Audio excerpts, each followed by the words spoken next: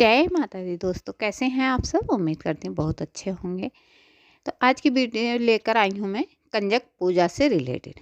कंजक पूजा के दौरान भूल कर भी ना करें कुछ ऐसी गलतियाँ और 5 सावधानी हैं जो कि आपको ज़रूर बरतनी चाहिए। कन्या भोज और पूजन के लिए कन्याओं को एक दिन पहले ही आमंत्रित कर लें। पूजन के दिन कन्याओं को इधर उधर से बुलाना ठीक नहीं रहता। कन्या जब घर आए तो उन पर पुष्प वर्षा करें और माँ दुर्गा के सभी 9 नामों के जयकारे लगाएं। नवरात्रि के 9 दिन माँ दुर्गा की आराधना, व्रत, पूजा आदि करने के बाद व्रत पारायण का समय आता है। इस दौरान भक्तजन कन्या पूजन कर माँ का आशीर्वाद प्राप्त करते हैं। लेकिन कन्या पूजन के भी खास नियम होते हैं। क्या कन्या पूजन क्यों आवश्यक है और क्यों इसे करना ज़रूरी बताया गया है, आगे हम बताएंगे इसी वीडियो में। तो जाने नवरात्र के कंजक पूजा के दौरान बरती जाने वाली सब सावधानियों के बारे में। कन्या पूजन का महत्व जान लेते हैं। क्योंकि माँ वैष्णो ने बालिका रूप में ही अवतार लिया था, इसीलिए नवरात्र के दिनों में 9 कन्याओं की पूजा का विधान है। कंजक में बुलाई गई 9 कन्याएं 9 देवियों का प्रतिबिंब मानी जाती हैं। कन्याओं का देवियों की तरह आदर सत्कार और भोज कराने से माँ दुर्गा प्रसन्न होती हैं और अपने भक्तों को सुख समृद्धि का वरदान देती हैं। ऐसा कहा जाता है कि नवरात्र व्रत के पारायण के समय हवन आदि कराने से उतना लाभ नहीं मिलता जितना कन्या पूजन से मिलता है।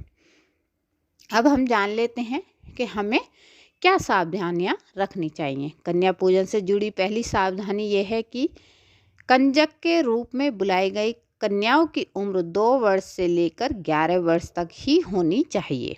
इन कन्याओं को विशेष नाम से पुकारा जाता है, जैसे 2 वर्ष की कुंवारी, 3 वर्ष की त्रिमूर्ति, 4 वर्ष की कल्याणी, 5 वर्ष की रोहिणी, 6 वर्ष की बालिका, 7 वर्ष की चंडिका, 8 वर्ष की संभावी, 9 वर्ष की दुर्गा और 10 वर्ष की कन्या सुभद्रा कहलाती है।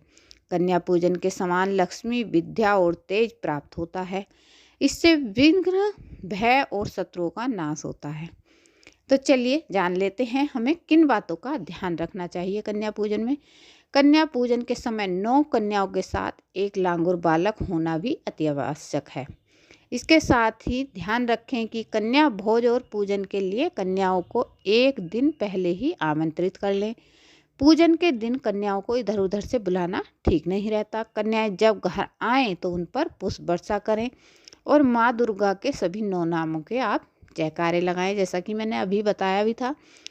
अब इन कन्याओं को आरामदायक और स्वच्छ जगह पर बिठाकर सभी के पैरों को धोएं, माथे पर तिलक लगाएं, सामर्थ्य अनुसार भोजन कराएं, दान दें, उपहार दें और फिर उनसे आशीर्वाद लें पैर छूकर सब, और फिर उनको विदा करें।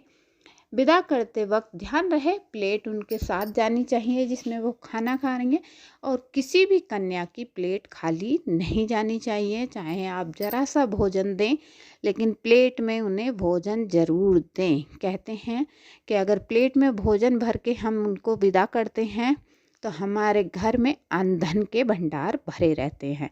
इसीलिए कभी कन्या को बिना भोजन दिए और बिना भेंट दिए, बिना उनके पैर छुए विदा ना करें। चुंदरी, मौली, तिलक ये अवश्य उनको लगाएं। ज़रूर हाथ में मौली बांधें, उनको तिलक करें और सर पे उनके चुनरी उड़ाएं या बांधें। तो यह आप अवश्य करें इस तरह से, और इन सावधानियों को अवश्य बरतें। अगर जानकारी पसंद आए तो वीडियो को लाइक, कमेंट, शेयर कीजिएगा। चैनल पर पहली बार विजिट कर रहे हैं तो सब्सक्राइब कर लीजिएगा। मिलती हूँ कुछ ऐसी ही वीडियो के साथ। तो जय माता दी।